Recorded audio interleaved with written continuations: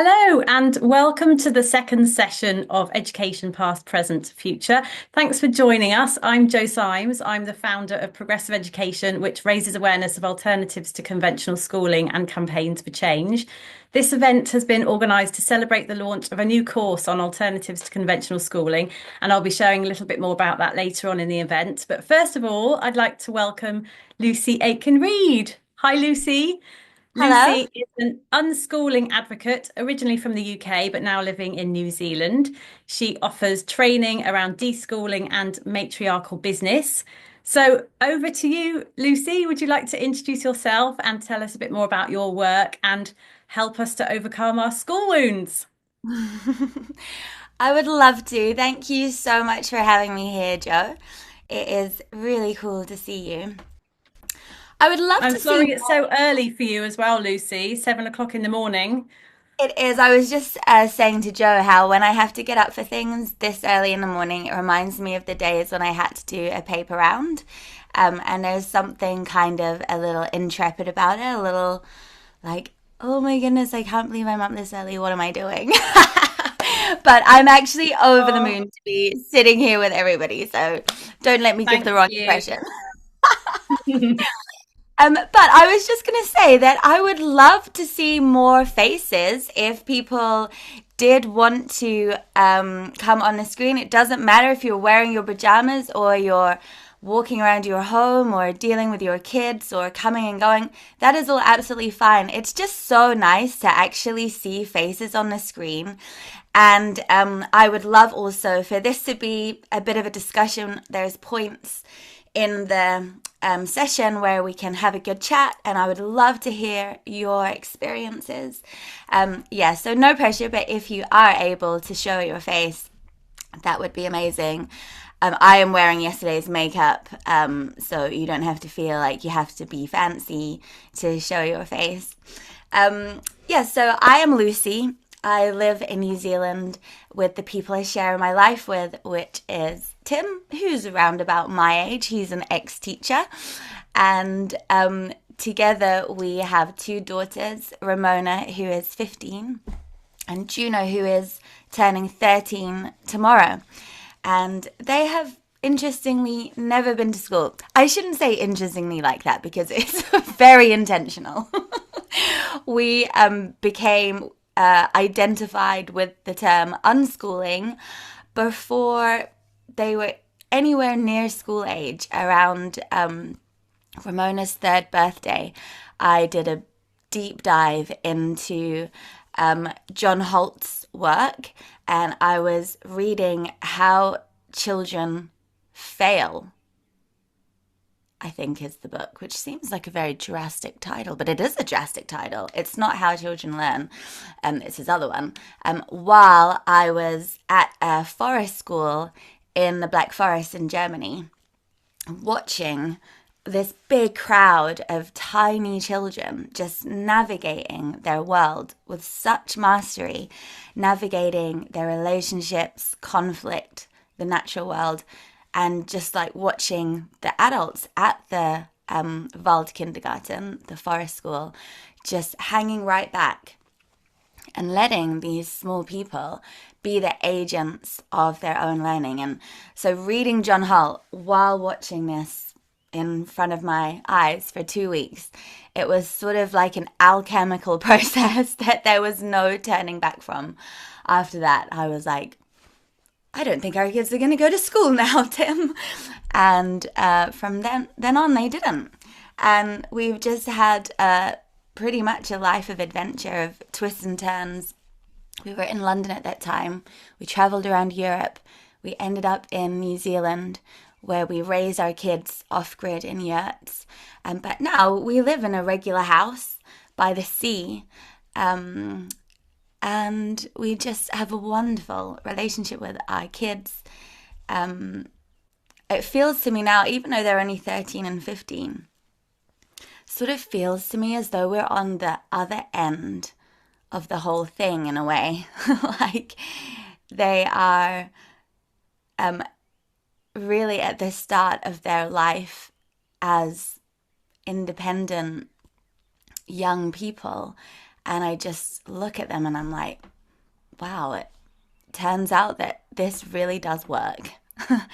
A lot of their childhood, I was living our unschooling lives out loud, and on a weekly basis was having to hear, oh, what are you doing? Isn't this a great risk? And I think in my head, it is somewhat of a risk, yes. You don't have to tell me that. I understand it is somewhat of a risk. But my heart tells me that it is a risk worth taking. And now I feel like I'm on the other side of that, where all the risk has shown to be absolutely worth it. Like unschooling, self-directed learning, putting relationship above all else, turns out really does pay off for the person that you are trying to put in charge of their earning, or let them alone to be in charge of their learning, I should say. So yes, that is me and my family. Today I felt like I really wanted to talk about school wounds specifically, which is something that I began writing on about 8 years ago, as I was shifting from writing on parenting and respectful parenting and being a really good parent. I got this feeling like, wait, hang on a second. We put way too much on the parenting when at 5 years old, as a society, we send all of these tiny kids away into an institution and hand everything over to this place where they will then spend their next formative years. I just had this like little gut inkling that we just let school off the hook way too much, and we're taking all of that letting school off the hook and putting it all on parents and saying, if you fuck this up, you are gonna fuck with your child. And I just had an instinct that that was all out of proportion. So then I started describing something as the school wound. And it's like the kind of the way that we live our life as adults, the way that society expects us to live as adults, which is kind of under stress, in hyper control mode, in hyper vigilant mode, worried about our sense of worth, worried about who we are and our productivity, unable to relate easily to people around us. I began to see all of that as actually being rooted in school and the way that school forms us. The fact that we're in school for like the majority of every day, for the majority of every week, for the majority of our entire formative years, made me feel like that is responsible for all of this stuff. So then I started writing about it, and lo and behold, I didn't create the concept of school wound. So when I discovered that, I was very disappointed. I was like, no. I thought I was the genius that has named the school wound. But actually, it was brilliant and amazing because the woman who did invent the term school wound a good 3 years before I started talking about it, is a very diligent person. Indeed, she is a doctor, and she wrote her entire PhD on school wounds. So there was a little flash of that moment that happens as a creative or as a writer where you feel like you've landed on something and this is your gift to the world, and then you realize that somebody's already done it. I'm sure people on here have had that, but it was very quickly replaced by this like absolute awe that now I have this huge amount of research all about the very thing that I think we need to talk about. So let me introduce this amazing woman and her research, shall I? Okay. Okay. So some of the things I was riffing on before I got to know her work was this idea that school is our first institutionalization. And my sense that most of what is wrong in modern society and with our own pain is that we are institutionalized. That we are institutionalized by things like patriarchy, capitalism, other hierarchies and oppressions, by the church. And I felt it was obvious that the very first institutionalization is school. It's school where we are given the blueprint for our self-worth, our work, our livelihoods, working with others, motivation, reward, and punishment. And I was also talking about how I really feel that the school wound, despite there now being quite a lot of, that is actually kind of true. There is quite a lot of research about this now. And this little voice that most adults have that possibly school wasn't the best thing for them, it still remains largely uninvestigated because all of society depends on school. Our whole society is kind of hinges on this cog in the wheel that kids go to school so parents are free to contribute to the labor force. And in fact, I think more widely, that is one of the main challenges facing progressive education options and educators. This overall ambivalence that society has to dealing with a source of such wounds. Okay, so then we have Dr. Kristen Olsen. And the origin of her work is also kind of quirky because she set out as a PhD student to talk about the long-term impacts, the long-term positive impacts of school. That's what she wanted to write her PhD on. She was like, I want to gather the stories of amazing teachers, amazing incidences in classes that brought out people's creativity that then they look back on so fondly. That was her goal. That was her original PhD thesis. But while she did the research, while she was interviewing all of these grown adults, she discovered the very opposite. That instead of having these positive impacts from school, mostly they all felt some kind of negative impact that was affecting their everyday life still after all of these years. And so she really had a big pivot in her research, and instead of what she was planning on coming up with, she had to write her PhD on the school wounds, and she found there to be 7.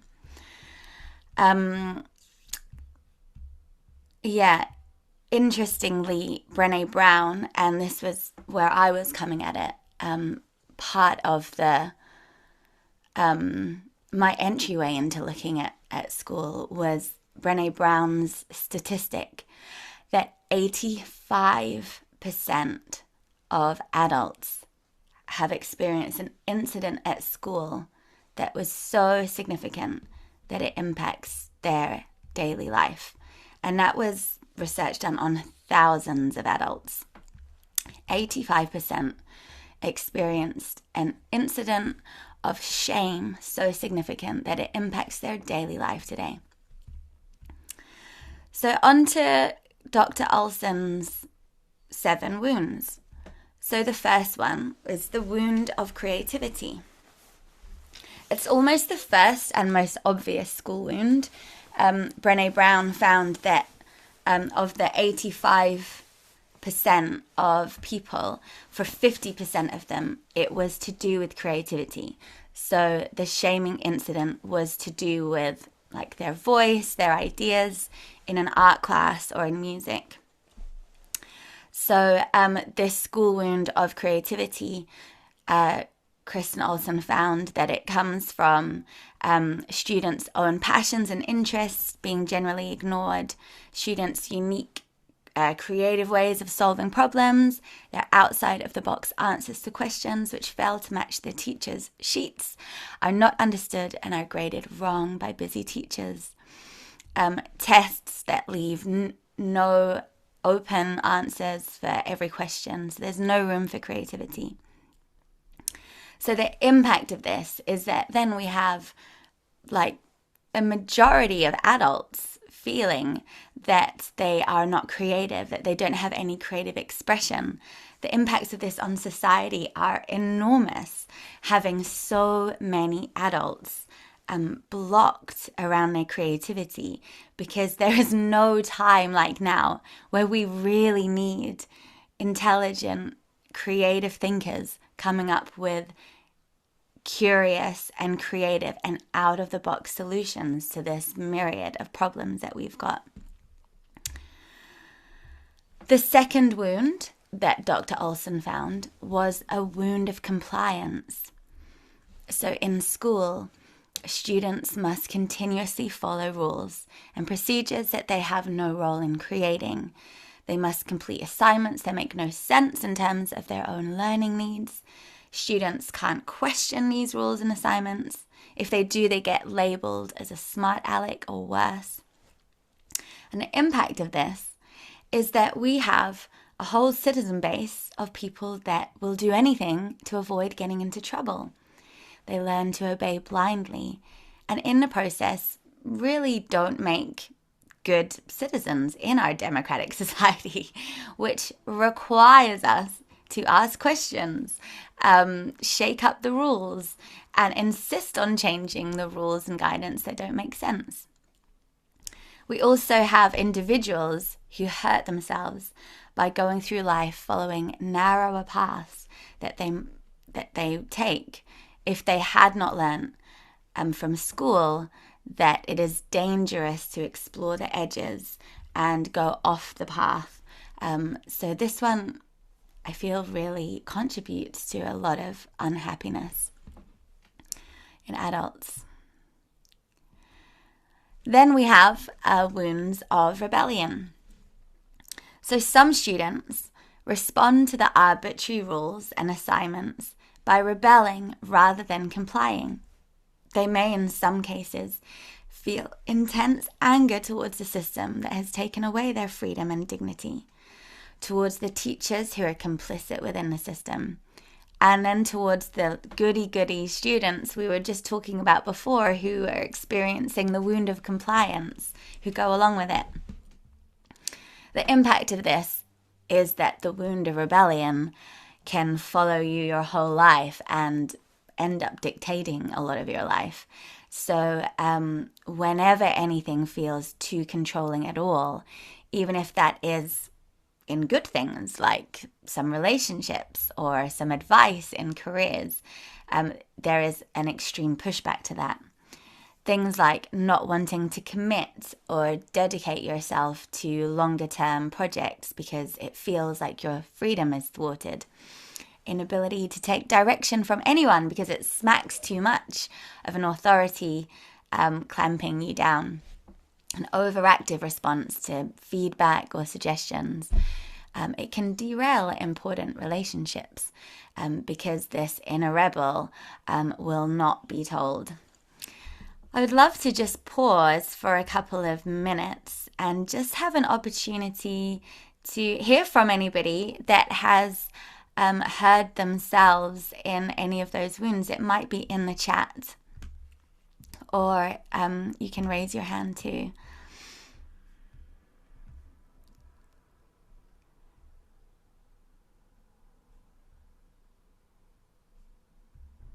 Oh yeah, this amazing poem. Thank you, Mary Jose. The little boy went first day of school. He got some crayons and he started to draw. He put colours all over the paper, for colours was what he saw. And the teacher said, "What are you doing, young man?" "I'm painting flowers," he said. She said, "It's not the time for art, young man. And anyway, flowers are green and red. There's a time for everything, young man, and a way it should be done. You've got to show concern for everyone else. You're not the only one." And she said, "Flowers are red, young man, and green leaves are green. There's no need to see flowers any other way than the way they have always been seen." But the little boy said, "There are so many colors in the rainbow, so many colors in the morning sun, so many colors in a flower, and I see everyone." Thank you for sharing. It is so perfect for this moment. Where do you sit on the wounds of compliance and rebellion? I would love to hear from people in here which side of that you were on. Did you take a hit as a rebel, or did you take a hit as somebody who just felt they had to go along with things? I would love to have a little survey. Compliance or rebellion, which was your particular wound if you did resonate with one of them?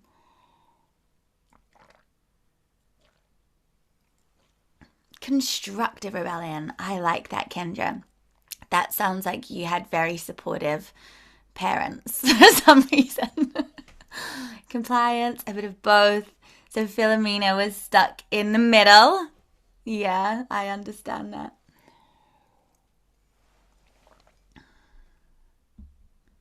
Yeah. So for Mikal, it was younger as compliance. And maybe when you got a sense of your own autonomy or a little taste of safety, maybe that allowed you to have some rebellion. Marie Jose was a silent mouse. My heart cried, and I showed myself in art lessons. Yeah. I was compliant, but then did rebel at times too. Sums up my life, really. Yeah. That's the thing for so many people, young people, compliance is actually safety. That is where you find safety. And when we're children, we don't know that these orders don't actually mean the end of us. You know, like for a lot of children, we're so vulnerable that to step out of compliance of what authority figures are telling us really feels very, very significant. So actually most people, even if they're sort of rebellious sorts, most people will actually choose compliance because as kids we don't have all the information that tells us we will be safe deep down if we don't comply. Emily says, "My daughter has experienced all three wounds you've mentioned so far, but in particular rebellion, and then could not go to college and struggled to take any direction now." Yeah, I hear you, Emily. And in fact, that's quite a common experience for kids that burn out at school and then come home. They have quite an extreme form of demand avoidance that they may or may not have experienced in such an extreme form if they weren't at school. And I think that this collective kind of feels like a very collective and common experience for kids who aren't able to stay in school. It is like a mass demand avoidance in a way. And it is exactly that. They can't do anything, and it's like a bodily thing, it's an internal thing, but it's also certainly heightened by their experience of authorities in school. And the solution is to really hang back on all of that. Joe says, "It took me having kids to start to rebel, to advocate for them." Amazing. Yeah, then you were in a bit more safety at that stage. You were able to remind yourself that your inner child that you were safe and you could rebel.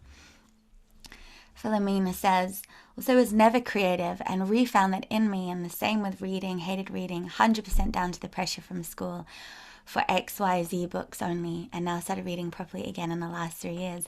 Wow, that is amazing to hear. It's very beautiful to hear all of these stories of how you are all already undoing and repairing the school wound. How wonderful.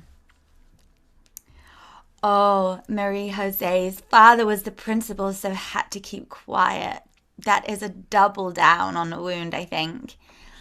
Kendra says, I was very fortunate to have parents who too were rebellious and opinionated in their own lives. That is wonderful. A very dynamic, tumultuous upbringing, but us kids were challenged in our rebellion and encouraged to think truly about it. I started to write letters to my teachers when I thought they were shit, but I explained it in a much more constructive way than that. Fortunately, in most cases, the teachers responded in, well, professional ways. Well, that is great. And that is wonderful. And this is one of the things I speak to with clients that I have, or in courses, or just on the internet when I'm being loud, and people are saying, I would love to unschool, but I can't for all of these reasons. There are hundreds of reasons that people cannot unschool, and I completely get it. But actually being a supportive person at home and encouraging them to do exactly this, Kendra, write letters and, be a pebble in a shoe. And, when the kids come home, I have to do this with my own kids when they go to church with their grandparents. When they come home, I'm like, what did you learn today? Oh, that's not true. That's not true. So when the school is going, like something I was told, this is the most important test you have to study. This is the most important test for the rest of your life. If I had just had a parent go, that's not true. Do you know that, Lucy? That's not at all true. That is a game changer. Like, it is absolutely huge, the role that parents play for kids in making sure these wounds do not go deep. Your kids, if they're in school right now, are not inevitably getting all of these wounds. It's if they come home and they're not able to interrogate the source of the wound or get any support around being resilient around the wound. So parents continue to obviously play a very powerful role in undoing the damage that school is trying to wreak. Okay, great conversations. Loved it. Thank you. Let's carry on. Let's see if you see yourself in any of the further ones. So number 4 is the wound of numbness. The constant grind of school, doing one tedious assignment after another, according to the school's schedule, following the school's procedures, as John Taylor Gatto says, just dropping suddenly the very thing you were persuaded to get into at the ring of a bell. All of this can lead to intellectual numbness. This for me, I feel this about all of them, but this for me feels like such a sad one, because we are born to learn. We are born to be curious about the world. But so many adults I know have that curiosity kind of numbed out of them. And I believe it's because of this. So the impact of it, is that our curiosity is numbed. We don't learn to go at like a dog with a bone with intellectual topics, to really deep dive and excavate and get really excited about learning. We just learn to be numb to it all, because what is the point in really giving it everything? It also weirdly can lead to a stress addiction. So boredom has been found to be one of the major stresses in the classroom. It actually activates our fight or flight syndrome, which I found to be amazing, an amazing point of interest for me, because I spent all of my school years bored out of my brain, and I sort of had looked at it as being quite harmless. Like, sure, teacher did throw the chalkboard eraser at my head one time. But, mostly my experience of school is that I was just bored out of my brain. So then when they discovered that the state of boredom, long-term boredom, it actually activates our fight or flight, made so much sense to me that I actually did have to do a huge amount of nervous system repair as an adult, because that is how I was spending so many of my years. But yeah, these wounds show up by needing little like rushes for our brain, like anything to avoid boredom, a dampening of our curiosity, this like relationship with stress where we sort of like create stress for ourselves in order to feel something in our brain. Ideas such as I'm a bad learner, and yeah, just thwarting the investigative parts of our brain. Now, the next 3 wounds are identified by Olson seem to be inflicted by the way that people are ranked and sorted in school, which I think is the source of a huge amount of our collective and individual pain. So we will be wounded differently depending on where we were ranked in the arbitrary hierarchy of school. So, wounds of underestimation. In her interviews, Olson found that some described the ways that they were wounded by assumptions made of them due to their race, social class, gender, or performance on one test that was supposed to measure some sort of intelligence or aptitude. In some cases, it seemed easier to go along with the assumption and fight it. So the assumption then became a self-fulfilling prophecy. So it's not just that you are underestimated, but by just acquiescing to it, it actually became self-fulfilling. It was like, yeah, people like me aren't good at maths, kind of thing. More generally, a low grade achieved in a course or a set of courses just unduly discourages people from following what had been their dream. So I had a little example of this where I loved art. Art was my great passion, but I was not a good fine artist. For a while there, I actually used to get my boyfriend to do my art homework because he could actually depict a tap, which we were meant to draw for our homework. But I learned in art class that I actually wasn't an artist because I wasn't very good at drawing things exactly as I could see them. I just wanted to fling colors around. And that class experience absolutely took me off a path of art for many, many years that I only got back into actually during COVID and during lockdown when I did an online art program and have since had 3 exhibitions. So that's a little example of healing a school wound. But this was very much a wound of underestimation. So being told or hearing that we can't do that. And then on the flip side, or on the other end of the scale, we have wounds of perfectionism, which is often not talked about. None of these are really talked about, actually, in this way. I don't know if you're hearing this, but so this is for people who would get routinely high grades and high scores on intelligence tests, and the wounding that can give. Because students develop identities as high achievers, and then they feel extraordinary pressure to continue in their high achievement in everything. So their whole focus becomes academic success, and anything is done to achieve it. And this is such a particular wound that I see often in the people I work with, the businesswomen I work with, especially. There is a kind of paralysis around fear of failure, an inability to try something, to dip our toes in, unable to justify fun, leisure, play, hobbies, because they have been shaped towards perfectionism and needing everything to, 1, be extremely worthwhile, and 2, to be really excellent at it, and 3, get a lot of feedback that, yeah, sure, you are top of the class in this thing. And it is such a debilitating wound in adulthood. And then the last of Olson's wounds is the wound of the average. So this is for the person that sat right in the middle of the hierarchy. So being mediocre, never sinking, never soaring, just middling all the way through.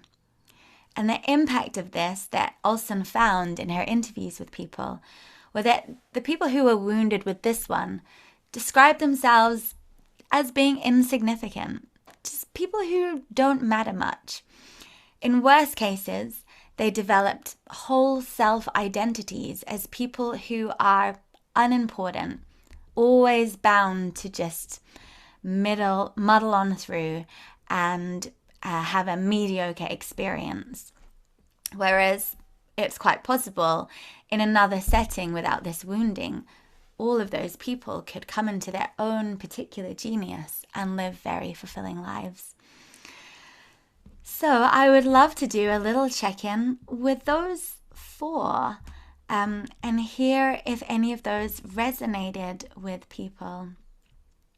Well, Derry says, I'm a jazz musician who walked out of music lessons but now loves Mozart. Yes. I would love for this session to be as much a talk of school wounds and how we can heal as it would be a celebration of how we already are healing from our school wounds. And that is a great one. Thank you, Derry.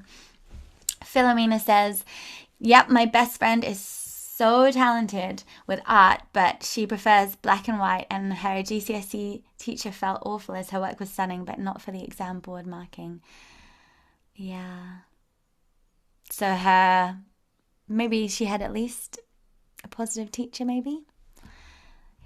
Where did you find yourself sitting? Were you a high achiever? Were you underestimated? Were you in the middle? I was very underestimated, but it alchemized with my wound of rebellion. And so in my GCSEs, like 3 of my teachers said, you can't even enter the band of exams that will allow you to get an A or a B. You have to enter the band of exams, which means you can only get a C, because there's no way you're actually going to get an A or a B. Do they still do that with GCSEs? It's absolutely nuts that they do that, but they used to do that back in the day. And I was so mad that they were underestimating me. So mad. I was like, you better enter me into that top one. You will. And I had to fight to be entered into the top band. And then basically for like the 6 weeks before my GCSEs, I did absolutely nothing apart from study. And then sure enough, I ended up getting good grades because I was so determined to prove those horrible authorities wrong. So yeah, my 2 wounds kind of came together and made a pretty good match. Yeah, so let's see. So yeah, underestimated and mediocre, middle, lower, and self-preservation of thinking I'd fail anyway. Yeah, that is a big one. Constantly feel in need of approval or permission. I would say that is huge in adult women, is this constant need for approval or permission. It's not how we're designed. It's absolutely the ripple effects of these school wounds. It's like we need the teacher who played a role for 15 years, if not more, of who is just, there going, yep, carry on, yep, great job, yep, that's it, yep, good job, here's an A, yep, carry on, and keep studying, here's another A, and without that, we're just left floundering around, like, who's giving us an A? Can I get an A for this, please? Yeah. Marie Jose says, I'm like Pippi Langstrumpf. I think we call her Longstocking. I've never done this before, so I can do it. I love that. That is awesome, Marie Jose. First in art, later in a broader field. So good. Monica says, I really resonate with this. I remember the nun who told me I couldn't draw to save my soul in second grade, and I put down my art supplies from that point forward. Oh, Monica, I'm so sorry that happened to you. I rerouted my talents to writing. I made sure my daughter had full access to art as a process from a young age. Amazing, Monica. At least you did channel it. That's awesome. Philomena says, I also got really annoyed when I moved from the Netherlands to England and I was in top classes in the Netherlands and they put me in set 3 in English, maths and science. It's outrageous. I moved up the first day, maths to second, and then within a month top set. But you really had to prove yourself to do that, I guess. That would have felt very annoying. But maybe you did get a good benefit out of it too, proving to yourself that you could do anything. But really, science I should have been second, as I was 1 of 4 doing higher paper GCSEs, and English and crap out, so fourth would have been good. It's just absolutely mad when you hear these stories that we have such a strong ranking like this, isn't it? Christina, I was very underestimated. I've always been a terrible test taker and scored very low on my SATs. School counselor told me I wouldn't get into any universities and should aim lower. In the end, I got into all because of my extracurriculars and people skills. Amazing. But what a thing to sit through, to have a school counsellor tell you that.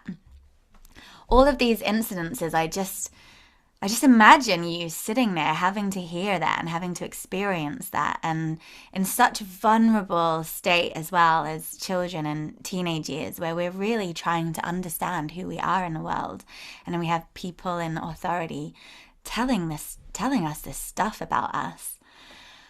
You know, even that, it's like,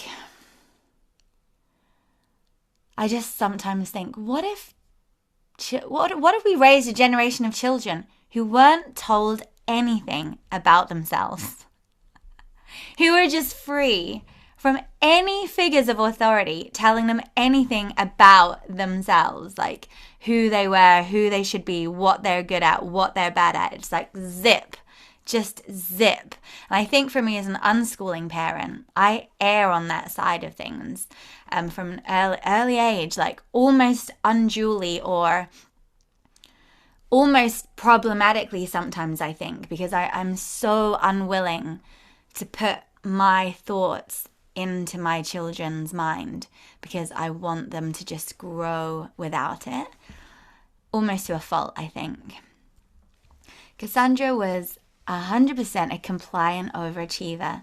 Only found rebellion once I was able to gain distance from my home life and dropped out of college. Well, yes, you for dropping out. Had to learn how to be truly part of a community because I was so often held apart from the others. You're so mature, you're so ahead. Right, so you were told that you are set apart. And so you had to learn to be apart. Rakia says, I didn't think it was an option to not be an overachiever. Woke up before graduation and realized not everyone worked in the city, which didn't suit my personality. Followed my inner compass. Amazing. Gathered skills I thought would be useful in life, went into finance and moved to my calling, which is working with children and mindset training. Best decision ever. I'm bringing up my son with SEL first and then academics. Amazing. Beautiful. Good work. This is really turning into a big celebration. I'm here for it. Marie Jose says, unconditional love is key to freedom to learn with pleasure. Absolutely agree. Okay, let's keep talking about school wounds for a while, and then we can open up the conversation for the last half an hour to just have a Q&A about anything. It could be about school wounds. It could also be about unschooling or like the setting for ideal child development, which I also love to talk about. Yeah, okay. So there are 3 more. And these are my own because I felt that even after reading Dr. Olson's book, she didn't quite name the ones that I find come up all of the time in the women that I'm working with on a regular basis in a very deep way. So, wounds of relationship. And the root of this is the pressure cooker environment of school, where we're learning how to be with other people, but we're doing it in such an intense culture of competitiveness. So that hierarchy that the last 3 wounds denote that we're all ranked in affects us internally as we see, oh, we're here, they're there. And it's not just in the academic fields, it's also in the playground. It's to do with personality and confidence and even clothes, frivolous things like that. All of this is being ranked all of the time on a daily basis in the classroom. So we're developing our sense of who we are with one another. We're understanding community and belonging in this pressure cooker environment where we are constantly ranked and ranking, going, where do I fit in relationship to them? Am I here? Do I sit at that table? I don't sit at that table. I'm out of that group now. That person doesn't belong in that group. Where bullying, cliquiness are the norm. So we will all have, I believe, specific incidences of being excluded or rejected. But it's also more than that. It is just this general cultural experience of bullying, competitiveness, ranking, while we are trying to understand who we are in relationship with others. And this creates a wound of relationship that is enormous as adults. So many of us deeply fear rejection, deeply fear following our own path in case the group rejects us. There's an inability to make friends in adulthood for many people, or to feel comfortable in groups of new people. We can default into a sense of, I'll be rejected from this group. I can't possibly try and infiltrate it. There is a lack of ability to assert boundaries for fear of rejection or social implications. We often, as adults, walk around with sort of self-protective layer around us, not allowing ourselves to be vulnerable or to be helped, which really inhibits our ability to build community and to create fulfilling friendships. This one is really on the top of my mind because I really feel like community and community building and having fulfilling friendships is one of the solutions to everything we're going through right now. It's one of the key things for our own happiness, and it is how we will build the future that our hearts know is possible, is through building community. But it's so hard for people to do it because we're carrying these wounds of relationship.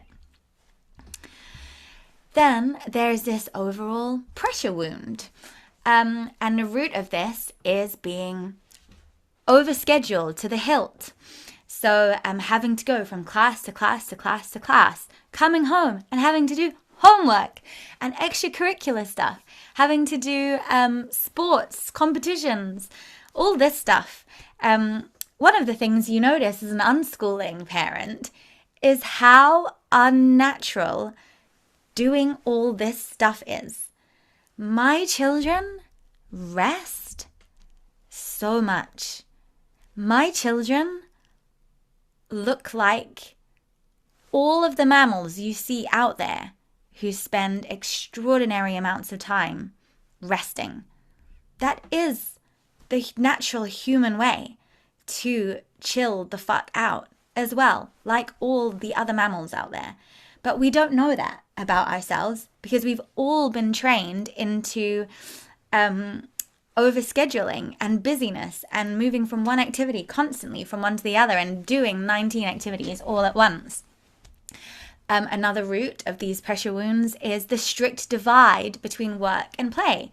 So it's work and learning is hard and painful. Achieving, hard and painful. Anything that smacks of work, hard and painful. Large, painful parts of the day devoted to brain work and not being in our body. Whereas I really believe that the natural way for the mammal is to plod about our lives, resting, achieving, having a fun time. One of the most influential books on my own unschooling was the continuum concept. And it wasn't so much for the parenting advice in there. It was just about this idea of the continuum concept, that all of life is just meant to be joy and play, and without these divides between work and play and learning and leisure that school bends us into so strictly, that all of life is just something we can do in community, and then we can nap. Yeah, so the impact of this that I see all of the time with the women I work with is an inability to rest and play, getting constantly into burnout territory because we don't know how to weave fun and pleasure, because we ignore our bodies, because that's what school taught us to do, to just get our heads down, grind it out, work, hustle under great stress. Even stress as a signal of worthiness. So adults actually bringing stress in, sometimes subconsciously, sometimes consciously, making things stressful because of that jolt of, oh, yes, okay, that must mean I'm achieving something. That must mean I'm working hard. That must mean that I'm going somewhere. That is the pressure wound at play. And then finally, wounds of self-trust. It's related to wounds of compliance, but it's specifically related to the innate tools we've been given for being our own authority. So we have all been born with great tools for figuring out what the fuck to do. We have our body's wisdom. We have our kind of, whatever you call this, inner guidance. It might be your heart or your soul's voice or your inner wisdom, your gut intuition. So we have been given these things that serve us extremely well for knowing exactly what to do. But due to school, we're not allowed to listen to that. We're actively asked to shut down any cues from our body, any signals from our body, even just not being able to go to the toilet. It's kind of like pulled out all the time as a sort of like example of how shit school is. But it's a very important one because this is the most basic instinct that our body has. And if we routinely don't listen to it because we can't, because the teacher says no, we're not allowed, then our bodies over time learn to not keep communicating to us, that she's not going to listen anyway. So then we actually lose touch with our body's wisdom that can tell us very clearly what to do in a situation. We aren't given the space or the time to allow our intuition and our wisdom to guide us. So that is the root of this wound, and it is huge impact for us as adults. We're detached from our body. We're detached from our inner wisdom. We don't know what to do. We're constantly looking for other people to tell us what to do. Or we have multiple voices inside. We've got the wound of compliance voice saying, just do what they tell you. We've got the wound of rebellion voice going, don't do anything anybody tells you. We've got the wound of underestimation inside going, well, don't even try to do that because you'll bloody fail at it anyway. And we've got the wound of perfectionism inside saying, well, if you do that, you better do it perfectly. In fact, you probably shouldn't even try it anyway because you're never going to be able to do it. So instead of having this, like, the beautiful innate tools we were given for knowing what to do like this, we are divided in ourselves and looking all the time for other people to tell us what to do. And for me, these last three are so prevalent that I'm probably going to write Dr. Olson a letter about it.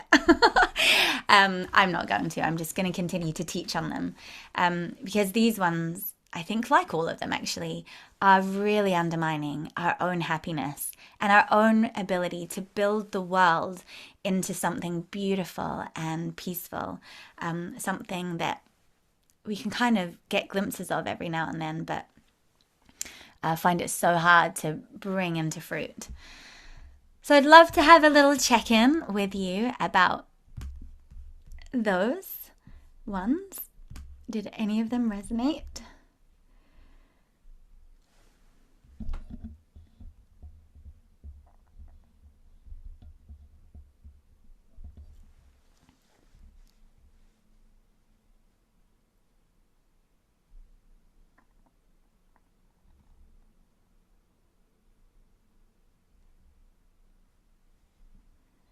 That's a good question, Derry.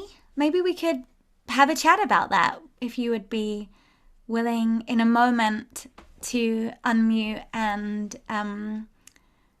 we could talk about the gendered nature of this call. Rakia says, totally agree. I decided to home educate my son because he was spending so much time on this, trying to belong, know who he is, where he belonged, that his learning was suffering. His nervous system was off and hyped. I decided home education was best to keep him safe psychologically. Beautiful. Marie Jose, ranking needs to be noticed by the guiders of the learners. Agree, and it helps the learners to be in comfortable culture where friends are really listening. It makes enormous wounds when the ranking goes unnoticed. It does. Okay, so some resonance I'm picking up from the chat. Okay, I'll just share very briefly.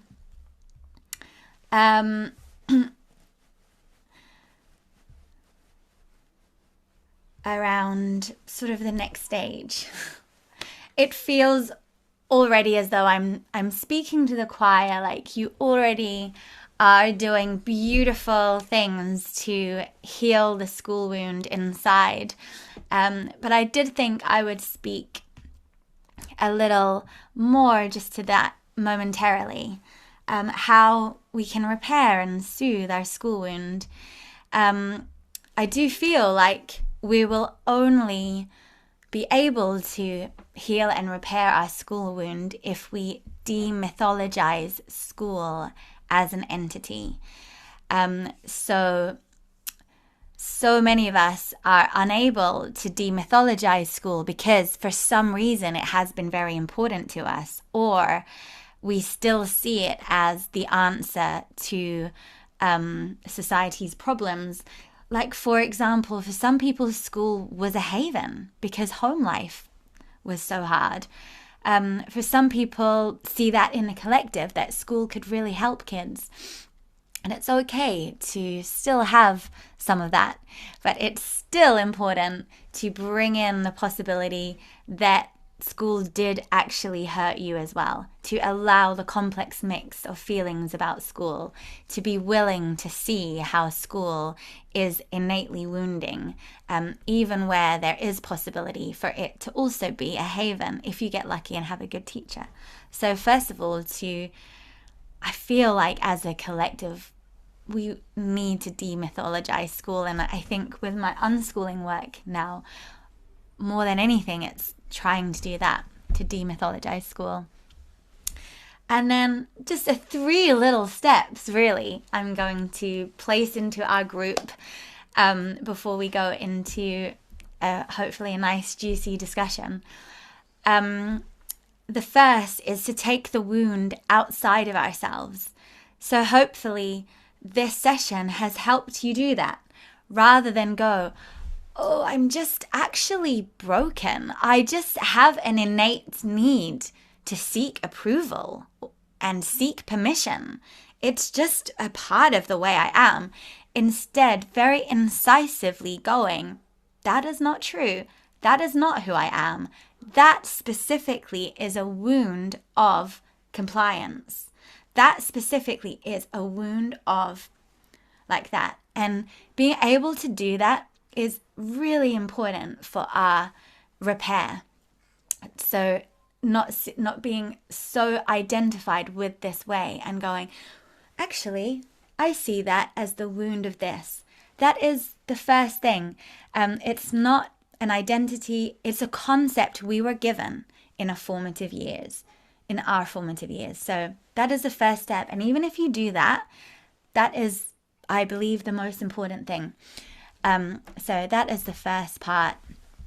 The second part is to just gently pay attention to where the wound is at work in your life and just observing it, just letting it exist out there, kind of outside of you, and going, there, I see that.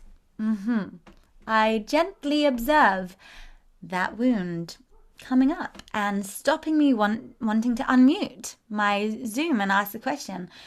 I gently see that. And so there will be, for some of us, a long season of this gentle observation. It might be a few weeks, some it might be a couple of years, just gently observing. I see that. And then the third step is beginning to live towards a truth that you knew before school, before your first institutionalization. So, what is life like if I don't have that wound? I'm beginning to ask that question, and I'm beginning to live that way. It sounds very simple. But for this step, you can really do anything.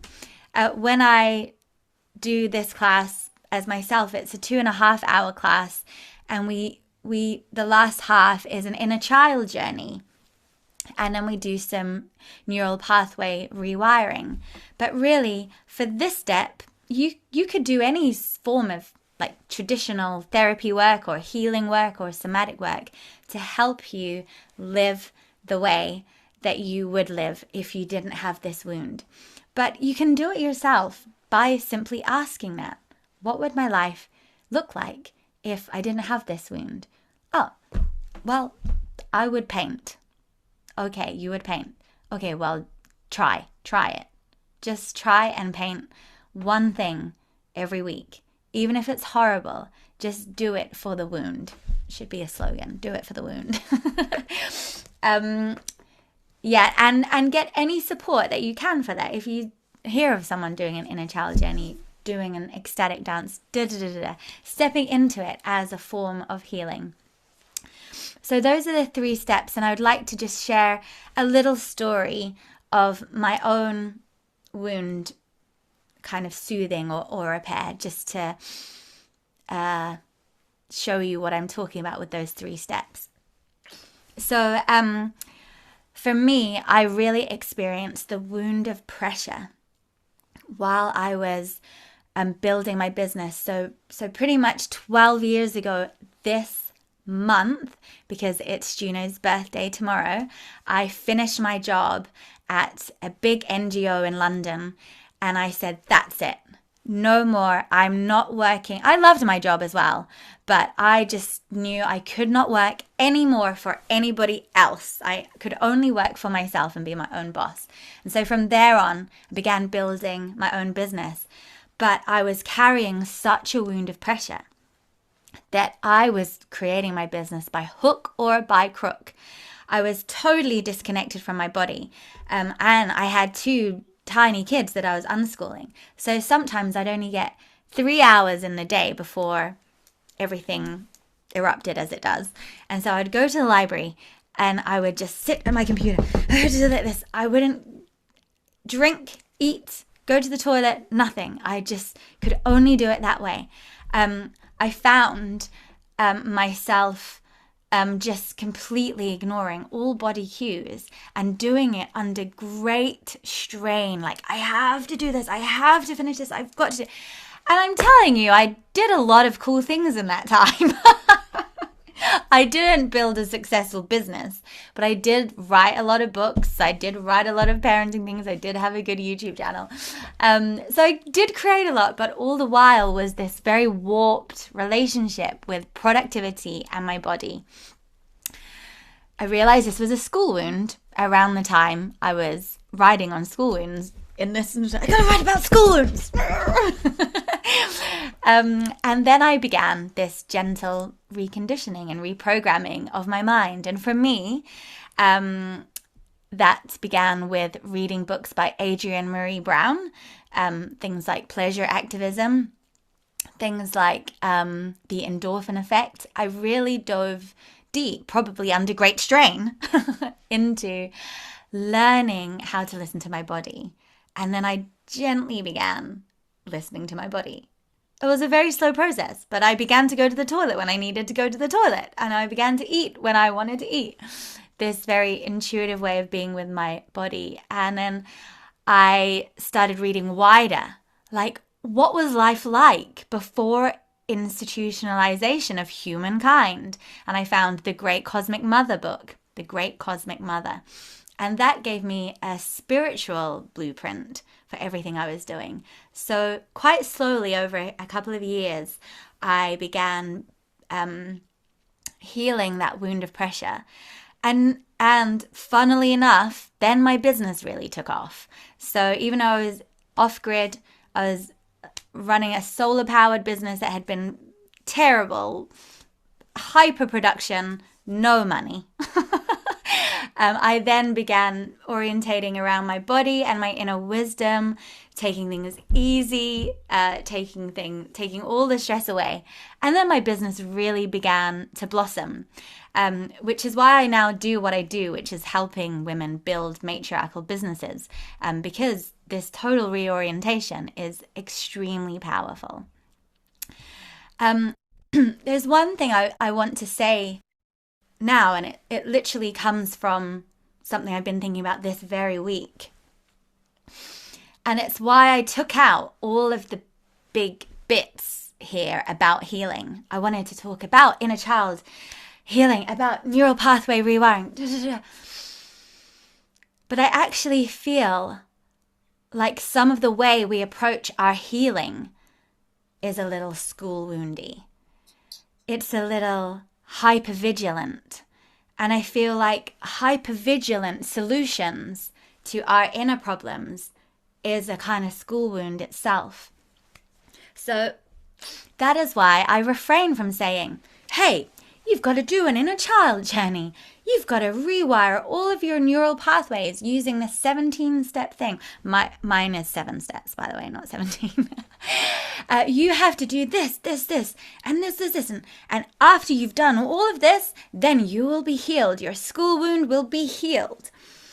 I feel like even that, this hypervigilance, that like, oh, I've got so many wounds. I have to do so much about it. I have to wake up early in the morning so I can do all of my healing before my kids wake up. I want to just allow in our room here. And that is why when I was talking about the steps, it's like gentle. It's like gentle observation. It's like gentle, slow-paced emerging of a different way. What is it like to go about our own healing without this root of a school wound? To go about our own healing as a mammal might, which is without a whole load of overthinking and 5,000 step protocols for healing, and instead just allow the mammalian instinct to just guide us and be very gentle and tender towards repairing this school wound, and let it be led by our own intuition, which we're very deeply trying to get back to.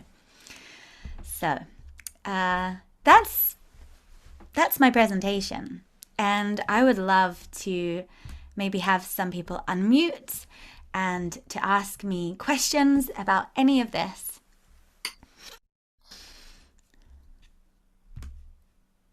Give me a wave if you would like to have a conversation. My statement ends with a question, Lucy. Mm-hmm. I'd love to hear more about it. I don't know if I quite understood, but I want to. Well, if you could ask it again. There's 25 faces on this screen, and there's not a balance of gender. I wonder what that has to do with what you've been talking about, most of which I totally agree with. I mean, the irony is you've talked to people about the damage done by school. I've tried to work in school to create a non-damaging space. It is possible, you know, it to a certain extent. That's certainly what I've tried to do, to create self-directed democratic spaces within mainstream schools. It's difficult. And I can't exactly say it's been successful worldwide on a massive scale, but at least in my own mind, I feel it's possible. Yeah. But I'm interested. I once talked to Jo about this, the number of subscribers she's got to her progressive education site. It's about 10 to 1, female to male. And the same thing has happened in this group. I just wonder why. What's the matter with us? Are we not protective, or do women see things in a different way, or are they more exposed to the suffering of the children and the fathers? Is that what's at the heart of it? I really like where you're going with this, Derry. And first of all, I want to really honor your work to make a safe haven in school. I really honor everything you've done to do that. That is very beautiful and an amazing contribution. And I do think it is around what you've just touched on here. I think that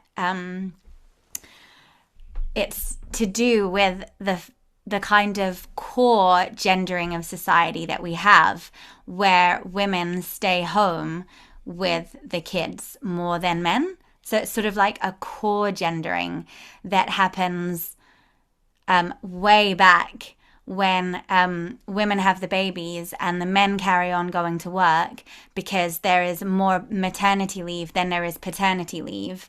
And because men are getting paid more still in society, families make an individual decision. They're like, oh, we did always say that we wouldn't have such a gendered experience in our own home. But the fact is, we do need to pay a mortgage, and you do get paid more money. So then, Dad, you should go to work, and I will stay home with the babies, and then we'll fix it later. And then it never gets fixed because the man continues to build his career and get more money.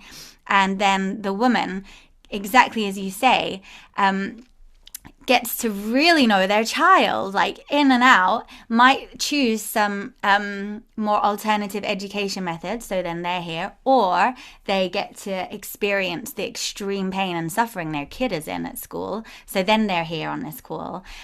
So I think that to me is a real main reason. It's sort of like a negative reason. It's because we still live in such a patriarchy that men are getting paid women, and people think they're making individual decisions, but this individual decision is made in the majority of houses all over the developed world. So what we have is a continued perpetuation of gendered homes and then gendered experiences, which means in a room like this, filled with people who are passionate about alternative education, it is women, because the men are off working. I think that is a really big part of it. But a more positive thing could also be this, which I do agree in, and that is that we are, I believe, moving towards matriarchal values rather than a patriarchy. And women are at the helm of this. Women are inspired. Women do hold the vision. We hold the vision for these alternative things. You know, maybe positively, like men are out there holding it down for many people here. And that is so women can have the space and the time to hold the vision for where society needs to go. So where there's a summit about a very important alternative to a very damaging institution we have in school, it is women, the matriarchal vision holders of the future we're trying to build. That's my 2 cents. Great question. Thank you. I'm going to check in and see if there's any question here. Okay, Cheryl has a question. Oh, there's some interesting comments in the chat there, Derry, for you to maybe see.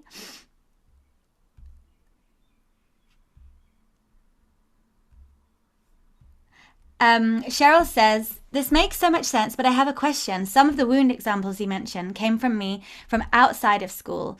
So I'm wondering if there are more life wounds that show as school wounds, because that is where many children and now adults spent so much time.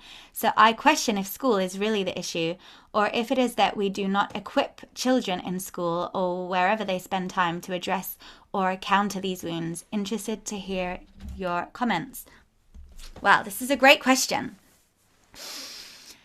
The reason we have school as it is because school itself comes from a Judeo-Christian paradigm. So we have the institution of school extremely influenced by the church, which is one of England's and the developed world's main institutions, and has been for such a long time. It's hard to believe that now, because I would hazard a guess that maybe only a small percentage of the people on this call even go to church. Church feels very periphery these days in 2026. But that is a very new thing. Church has been the predominant producer of all of our paradigm for around 2,000 years, has been extremely influential on everything. And school is originally came from the church, of course, and Christian do-gooders. They originated school. They were the first teachers. It is hugely influenced by these big paradigm things. And if you take a lot of the school wounds and step back from them, you see that they are indeed actually whole paradigms that are rooted in Christianity. This is kind of like a massive conversation. I'm probably not going to do it justice. But it does show why you might get these at school, but you also might get them at work or just as you live your life or through your home. So it's like this idea that somebody is watching you, telling you what to do, telling you that you're good, telling you that you're bad. That's actually not a school thing. That goes way back to the church. This idea of rewards and punishment, it's not a school thing. It's a church thing. This idea that you're not worthy unless you do a certain rigmarole, that's not actually a school thing. That's a church thing. So I haven't developed this in a workshop or any form of teaching yet, but I think I should. That all of the school wounds actually, if you go back, come from these enormous meta paradigms that we have been living with for 2,000 years under the patriarchal church. So I think that if there's some element that's true in your comment, Cheryl, it is probably that there is a bigger paradigm that contributed to the school wounds. However, I think you might be unique in the source of these wounds coming to you from elsewhere, simply because the research. Can I say? Yeah. Sorry, it's I suppose I think it's quite a big thing to extend it out to the sort of church and the history. I suppose my comment is coming from people are people, and people have said things to me that affected my creativity, or the kinds of things maybe that you're describing that happened in school, like relatives even. And I would imagine that's fairly common, as people make comments without thinking. And perhaps that's changing. Because I think as society, we're becoming more aware of the impact of what adults say to children. But I suppose it was just smaller comments of like, oh, that singing was out of tune. And as a child, you're really vulnerable. And then I had a really big problem singing again, but it wasn't actually happening in school. So I suppose my point was more like we're putting a lot on school because that's where lots of people spent a lot of time. But wouldn't these things happen in life even if we didn't have school? And perhaps the focus is on how we kind of, how do we equip kids and people not to be like that and not to cause the wounds in the first place? Mm-hmm. Well, I think exactly what you said, and even the wound that you've used, I think, reflects exactly what I'm saying, that this is about the institutionalization of humankind that began with the patriarchy and then was so effectively done by the church. The church truly was the single biggest influence on our society today. It is a whole workshop. I should do it and I would love to do it, but it is the single biggest influence. So even that, singing as being a performance and a product and an act. Prior to our institutionalization, humans sang as a communal connection thing. It was a way that we bonded. It was a way that we made art together. It wasn't something like, oh, you're in tune, you're not in tune. It was done as one of the mechanisms for our own healing. And you see that in a lot of indigenous societies today. They actually see singing as completely different to how we see singing in our institutionalized lives and worlds. Yeah, so yeah, you're allowed to think that. I don't agree, but I really appreciate your own thoughts on it. But I personally do think that school is the number one source for the perpetuation of these Yeah, wounds. I And can I see that. think that, to be honest, the research also does show that. So I personally am unwilling to let school off the hook.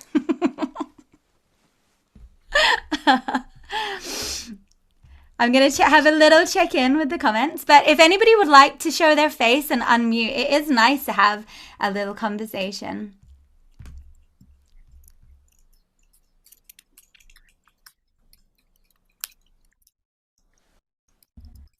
Kendra, Dr. Olson, I believe, actually did her work in America, but they do have the same standardization and testing situation there, I believe.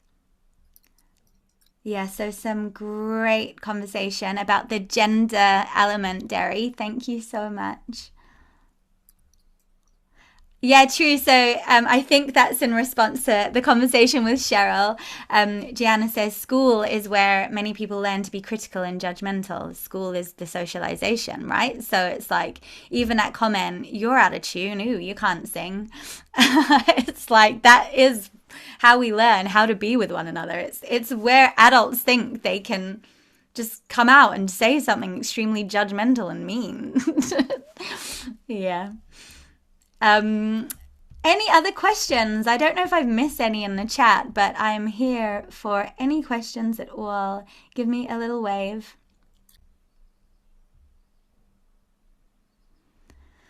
There's a lovely question here by Curious by Nature. Is there a way to learn from positive figures of authority, mentors, someone with experience?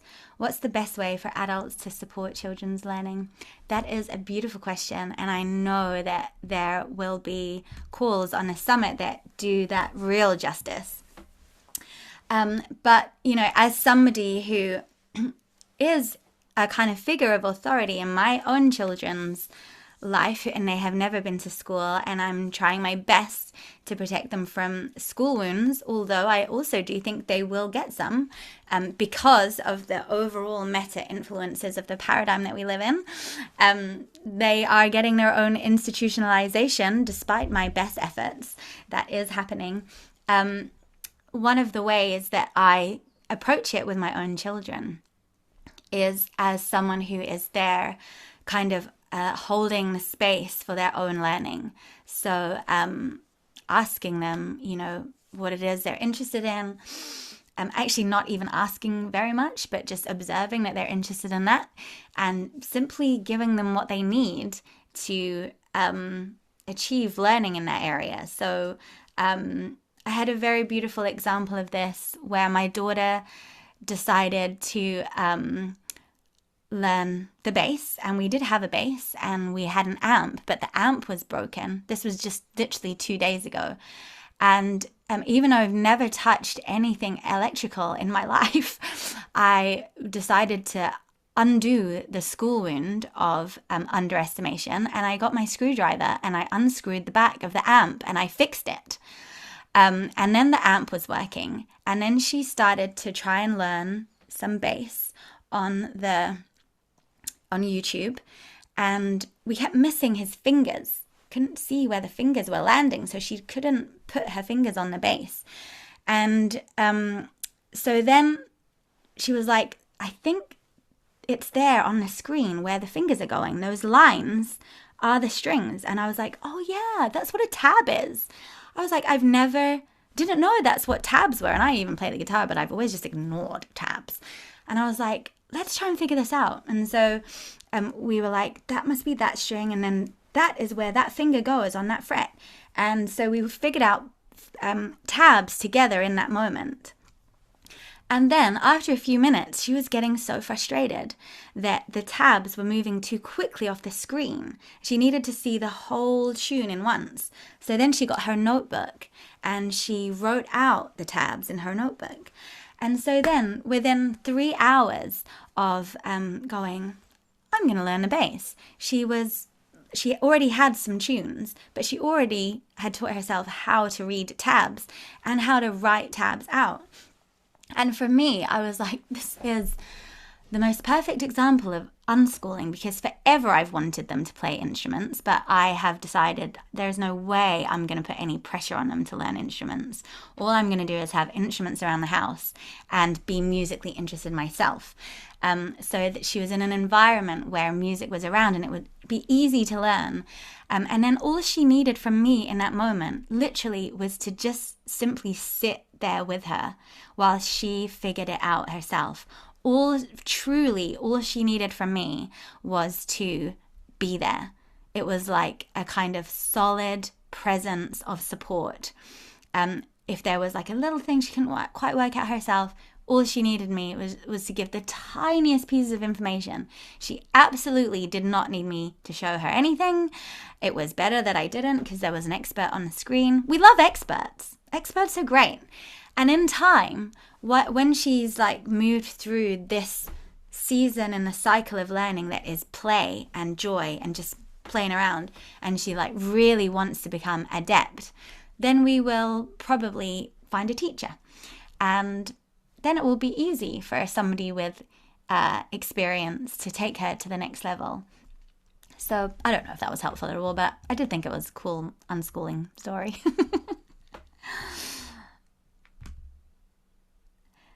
Amazing. I am going to close. I don't know if Joe was going to close, but I would like to close. Thank you. Thank you, Lucy.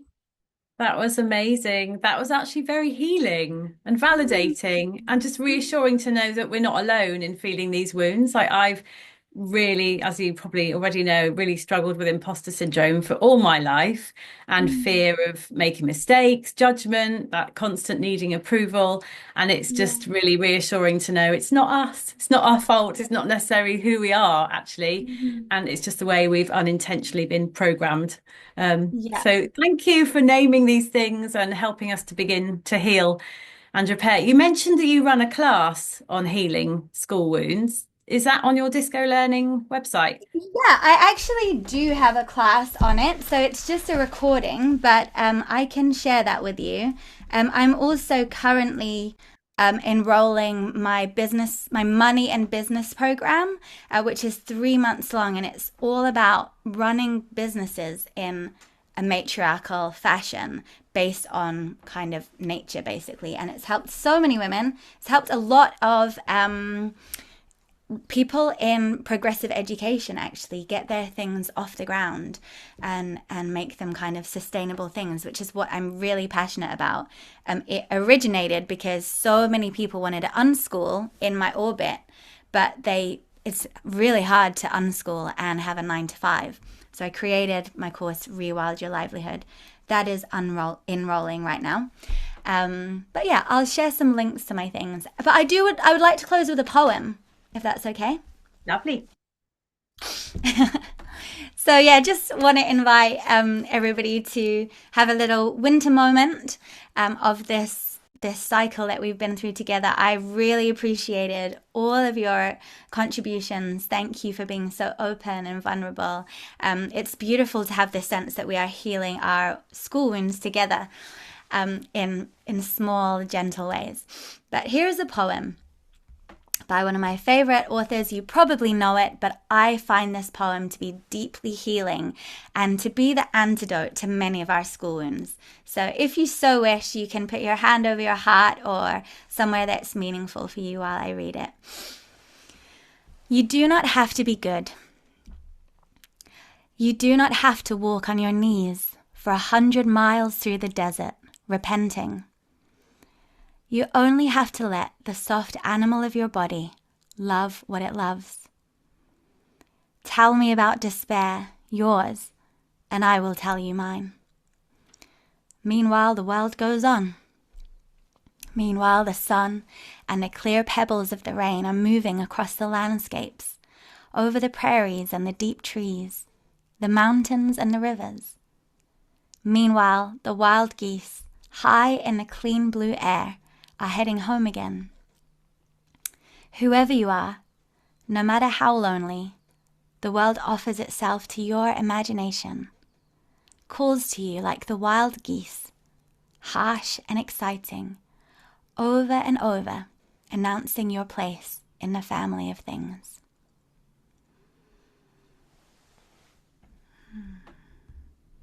Thank you so much, everybody. Enjoy your day or your evening. And thank you for being here. Thanks, Jo. Thank you, Lucy. That was so beautiful. Thanks so much. Thanks, everyone, for coming.